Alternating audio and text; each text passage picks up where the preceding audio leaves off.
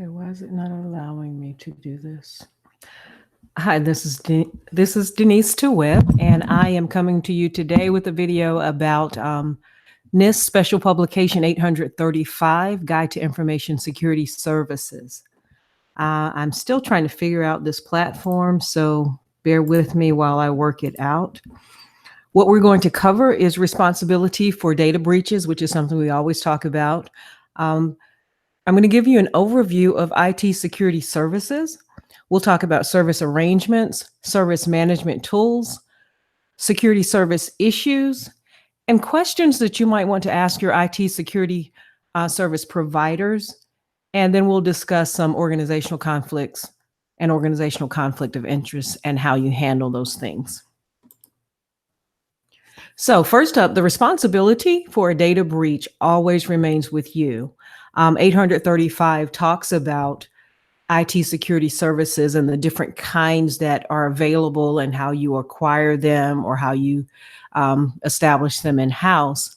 But the point that I like to make always when I'm talking about cybersecurity for business or IT security for business is that no matter who provides the service, your company always is responsible for the data breach, whether it happens at your cloud service provider or at your network service partner. Wherever it happens, the responsibility remains with you. So keep that in mind. All right, overview of IT security services. There are three categories of security services: management services, operational, and technical. Now, management services are anything that is normally addressed by management, people who are managing the organization's computer security program. And management services focus on managing the computer security program and the risk involved within the organization. So that's your high-level management services, and we'll talk about what that involves. Operational services focus on the controls that are implemented in your organization to secure your information. And it's the controls that are executed by people. Somebody actually has to do this thing. And we'll go into some examples later. These are the services that require people with highly technical skills, and they rely on management activities and on technical control. So somebody has to really understand what they're doing. They have to have the technical skills or the expertise to implement those controls. Technical services focus on the security controls that your computer system executes. Okay, so they depend on your systems to be properly functioning, to be effective. Now, the security service life cycle applies to any security service, regardless of the category that it falls into. It could even apply to an entire IT security category like configuration management or incident response. But anyway, as you decide which services you need to implement, you also have to consider how implementing that security service is going to impact other IT security services that you already have in place or that you're planning to put in place. The point I'm making is that your IT security services have to be integrated within the enterprise architecture, within the system that you're going to push them into. And things have a way of having ripple effects. So you want to keep that in mind when you're planning your IT security services. All right, some other information. Section 5 of 835 goes into greater detail about specific services, and we'll cover that. And then this Special Publication 812 gives us an overview and an introduction to computer security and the security controls and services. So if you're looking for more information, that's where you would go. I should probably move that slide to the end. All right, here's an overview of your IT security service arrangements. Say I want to bring somebody in to handle all of my security on my web applications. I want to outsource that. Don't want to do it myself. Don't have the expertise in-house. So here are your service provider options. You can have it done internally by your employees and teams in-house that provide that service. Or you can have an external service provider that provides the full service, whatever that is. And that external provider can be, if you're in a large company, it could be another department in that company that's not connected to your department so that there's no conflict of interest. Or it could be a subsidiary organization that does it, or it could be a commercial service provider that's completely separate from your company. But you do have internal and external options. Here's an example. You want to retain oversight of your firewall within the company, but you want an external group to do to monitor the audit logs for you, right? So the security arrangement, how it looks, is going to depend on the role of the person looking at it. For example, the firewall manager in your company who manages the firewall, he's going to look at the arrangement as an external one because an outside group is actually performing the audit. Okay, they're doing the audit review service. They're looking at those audit logs. If you're the top level business manager, you may look at this as an internal arrangement because the firewall service is implemented internally. So you've got your people handling the firewall, and you're not really too in tune with the fact that somebody outside the organization is actually doing the audit log reviews. If you're the IT security officer, then you're going to look at it as a hybrid service, which is in fact what it is, where you've got internal maintenance of the firewall and external audit review. So it's a hybrid service. So your services can be internal, external, and I did not mention in the earlier slide that you could have a hybrid. Some stuff you handle, some stuff you outsource on the same control. All right, an overview of some tools. And this is 2 tools that you wouldn't necessarily think of as tools, but your 2 best friends in IT security service management are metrics and service agreements. Metrics are going to be a management tool that facilitates your decision making. And basically, you're collecting data, analyzing data, and doing performance reporting on that data. You're looking at your IT services, you're capturing that data, capturing those metrics, and you're using those metrics to tell you how that service is performing, that it was implemented correctly and is operating as intended and is giving you the desired results. So that's the role of metrics. An example metric on a simple control, like your training and awareness program, maybe one of your metrics is going to be the percentage of new employees who get their IT security training within the first 30 days on the job. And that's a target that your organization is trying to meet, that everybody gets their training within 30 days. So you establish a metric that helps you measure this. When you get this data, gather this data over time, it allows you to assess whether the service is performing the way you want it to today. But it also allows you to set targets for your service providers if you choose to outsource this service. And then you can see how well they met the desired target. NIST has a publication 855 that gives you some security metrics that you might want to think about. So I would encourage you to go look at that. We're not going to delve into that in this presentation in the interest of time. But again, it's NIST special publication 855. But you do, as an IT security service manager, you do need to understand what metrics are, which ones you need to use, and when you need to use them. All right, next up, your service agreements. A service agreement is the agreement between the service provider and your organization, the service buyer. So that's the agreement that you guys come to that determine how this service is going to be governed and provided to you.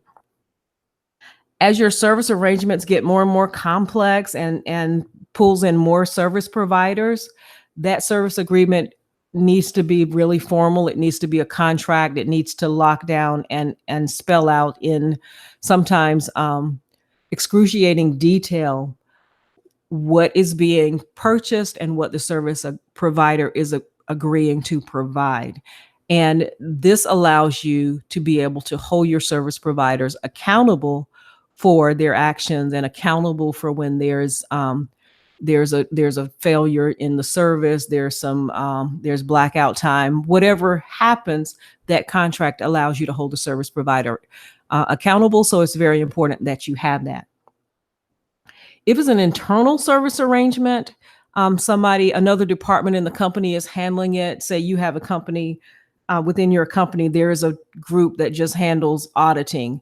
You can have a service agreement with them, but it's going to be a little bit less formal because you both work for the same company, and so hopefully are serving the same interests and moving toward meeting the same goals.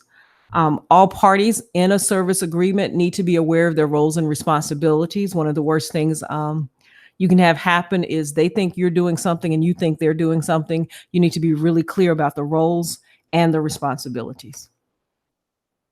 All right, some of the issues that you're going to face, some of the things you need to be concerned about when you're considering IT security services are I'm going to discuss that in this section. Implementing a security service and service arrangement can be really complex. Each security service has its own cost and its own risk, as does each service arrangement. So if you make a decision about a security service based on just one thing, and you don't consider all the issues that are on the table, it's going to have some major implications if you just implement that service. So you have to take a holistic approach when you're considering implementing an IT security service, whether in-house or outsourcing it to a service provider. So let's talk about some of the service issues. There's 6 issue categories that you need to be cognizant of. You're going to have to balance near-term cost value with potential long-term risk, loss of productivity, morale. Are your employees going to adopt this new service? Are they excited about it? Are they scared of it? Do you need to bring in some change management? Do you have the internal skills to implement this service? And other impacts. The degree of completeness of the list of factors that you need to consider is going to vary depending, again, on the size of your organization and on the type and culture of your organization. But all in all, the issues around IT security services can be grouped into 6 categories. And the 6 categories are strategic mission. So you need to think about how this service is going to fit into and serve your organization's strategy and missions. Budgetary, do you have the money?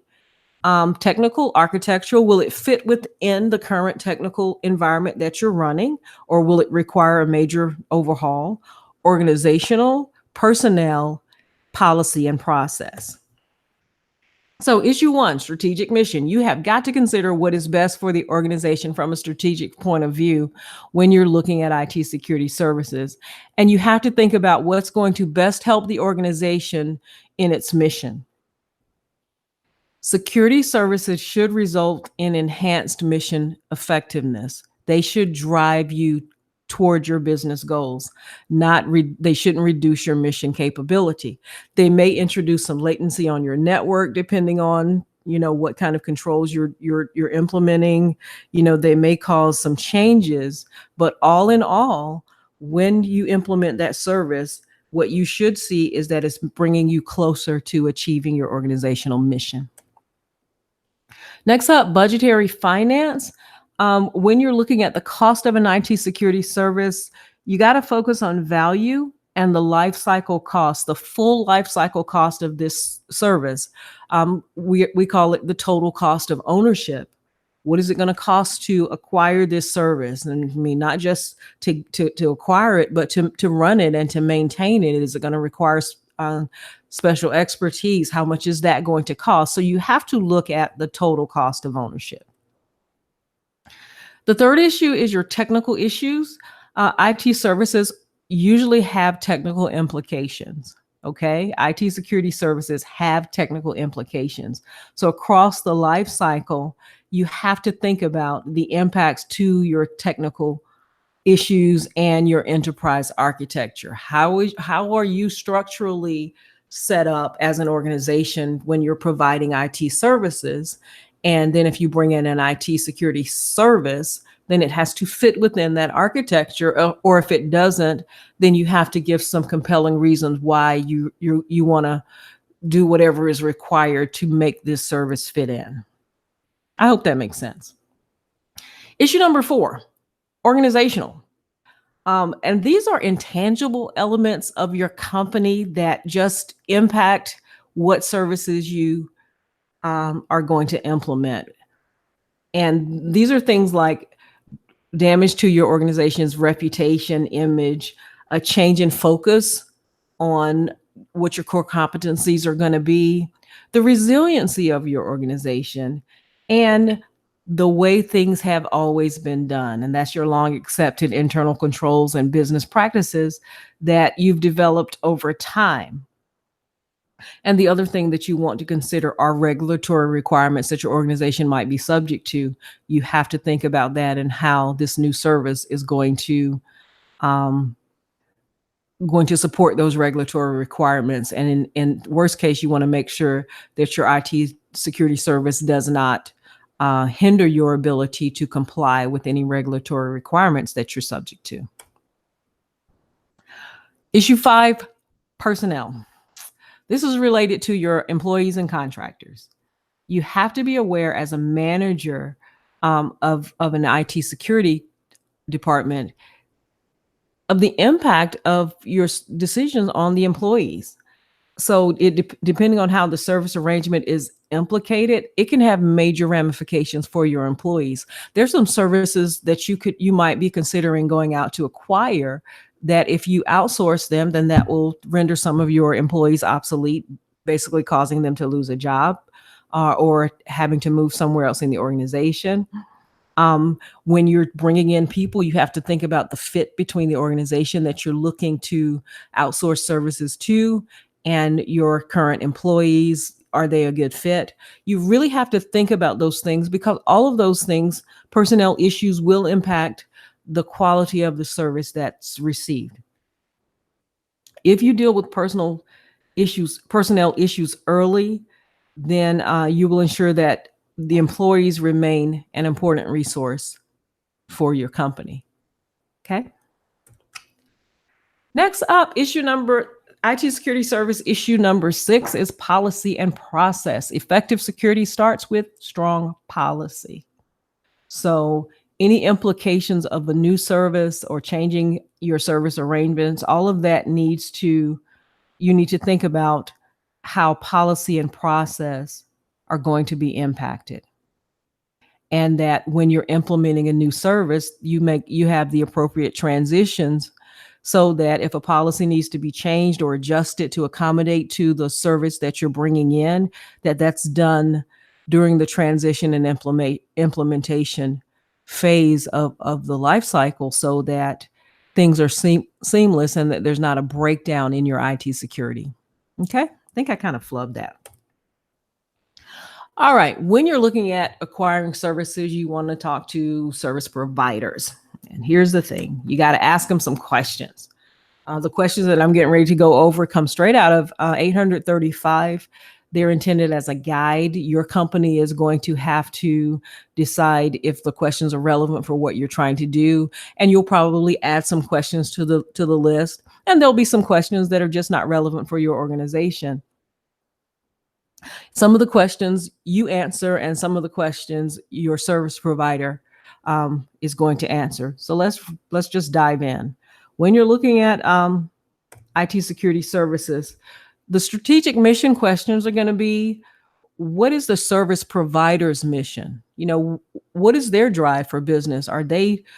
Do they have a product that they're proud of and they're planning to support this for years? Where are they going? So you want to look at that. Does a service provider understand your business's mission and what it is you're trying to do?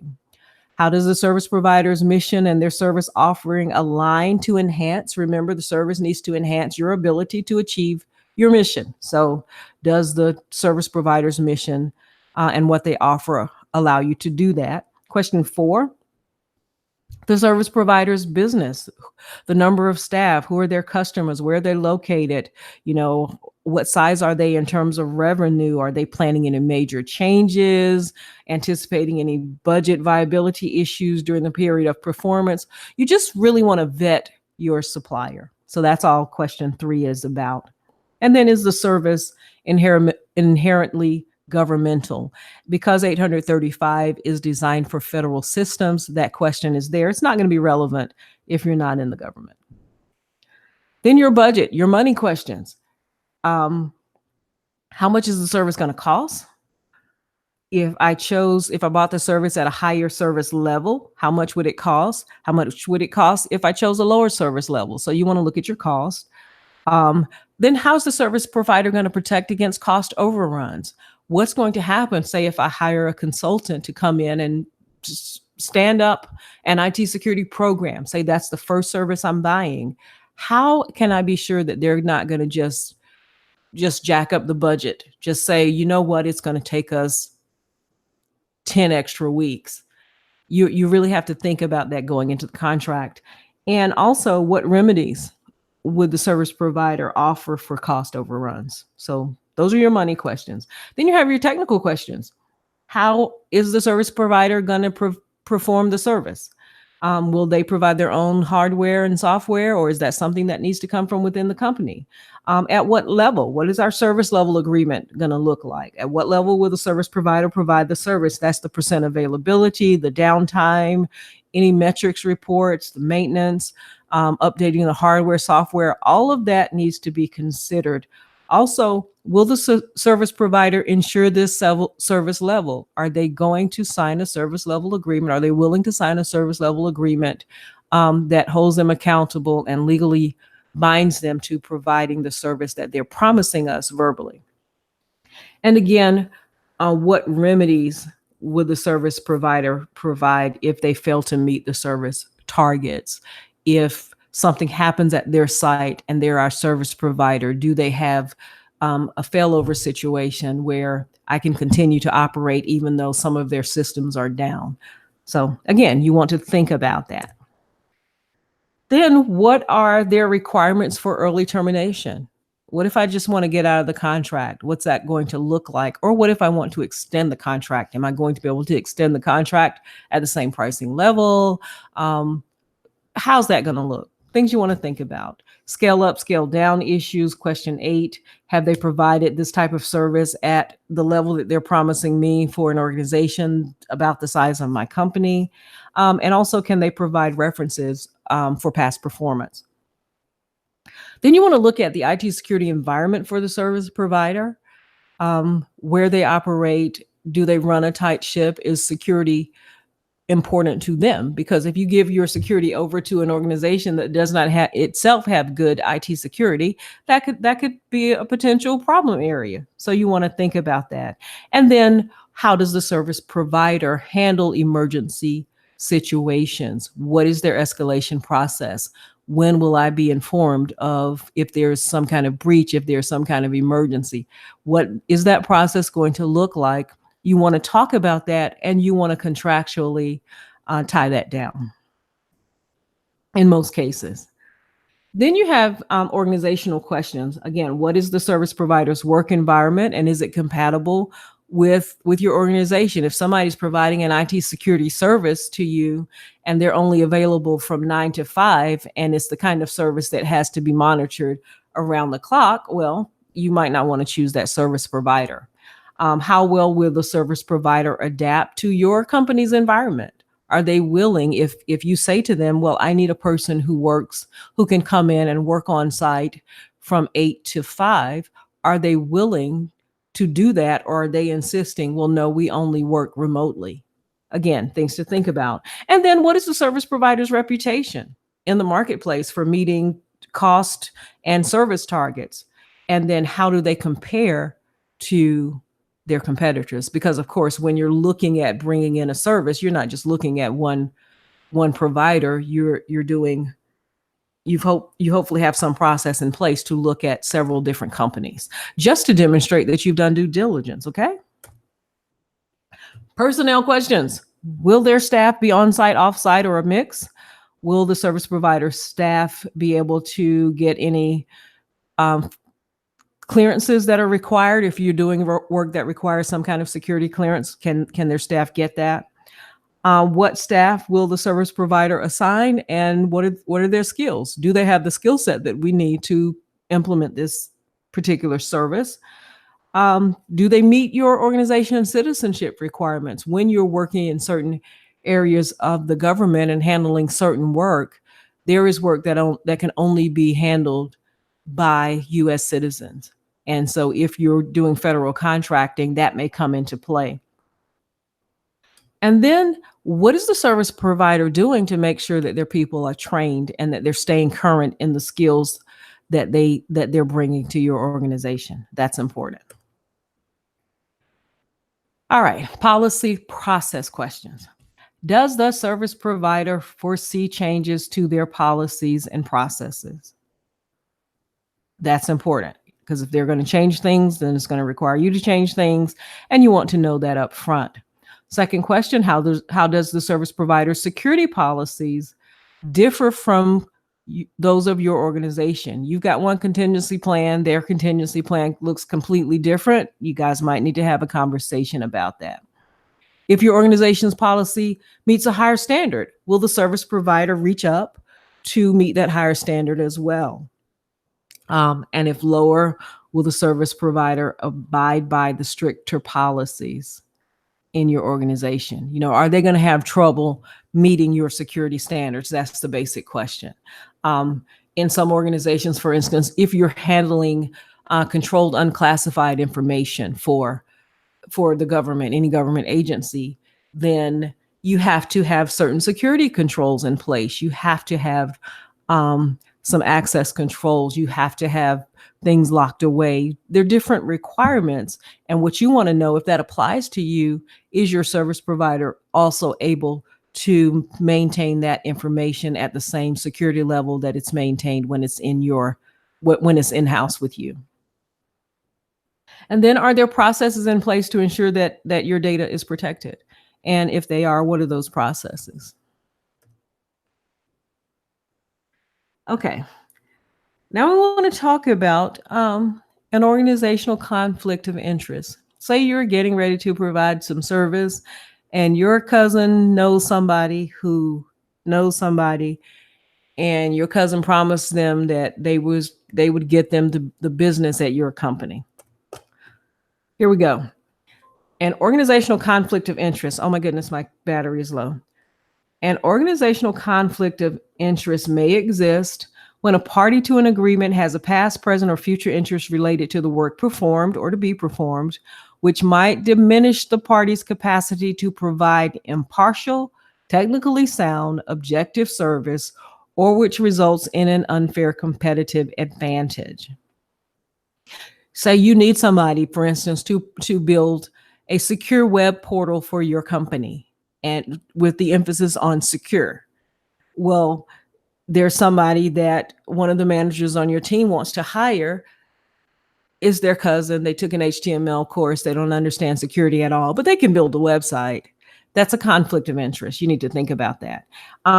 A conflict of interest can occur at any phase in the IT security services lifecycle. And the example that I gave was a very simple one, but there are all sorts of conflicts of interest that could occur. The reason you want to avoid a conflict of interest if you are a federal organization is that the Federal Acquisition Regulation, called FAR, applies to federal contracts. And according to FAR, you want to prevent the existence of conflicting roles that might bias a service provider's judgment, or you want to prevent unfair competitive advantage. So an unfair competitive advantage exists, according to FAR, when a service provider has proprietary information that was gotten from a government official without proper authorization, or source selection information that's relevant to the contract that you're bidding, that you're involved in, but it's not available to all the competitors. One of the service providers has some inside information. And that information would assist that service provider in obtaining the contract. Well, according to FAR, that's an unfair competitive advantage. And if you're working on federal contracts, you want to make sure that that does not happen. So here's how you avoid neutralize or minimize an OCI, organizational conflict of interest. You want to modify or eliminate the offending parts of the agreement, the statement of work, or the contract. Or you could prohibit bidding on a subsequent procurement, the next procurement in which the provider plays a key role in developing that requirement. Say, if you help me develop the requirements for this, then you can't bid on it. Or you want to avoid using proprietary or privileged information which the service provider has access to. Okay. Oops, back up. You could also segment the work within the service provider so that the person with the influence is not involved in performing the work.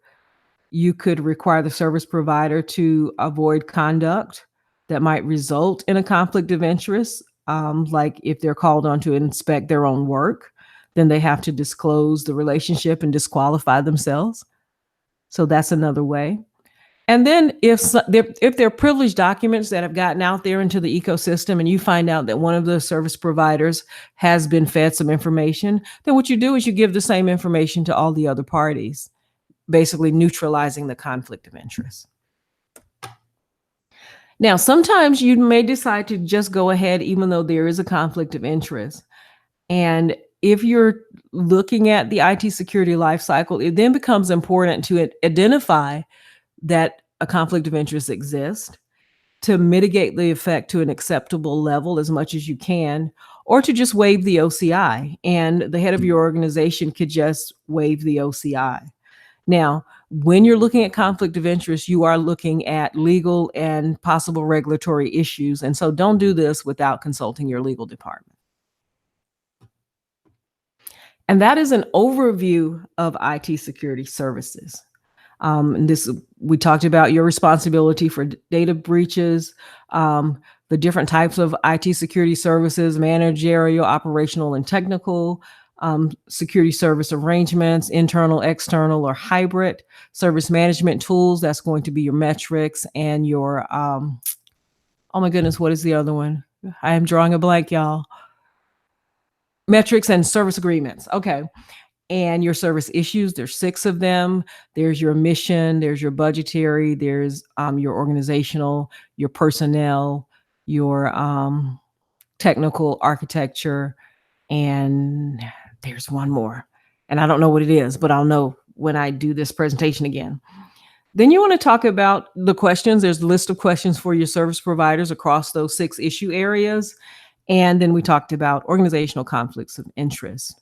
So that's an overview. Join us in the next presentation where we will actually talk about the IT security services, some possible IT security services. Obviously not all of them. IT security is a huge, huge space, but we're going to cover some of the kinds of specific IT security services that you might look at acquiring one day. So thanks for your time. I do appreciate you hanging out with me for these few minutes. And join us in the next webinar. Thanks. Have a good one.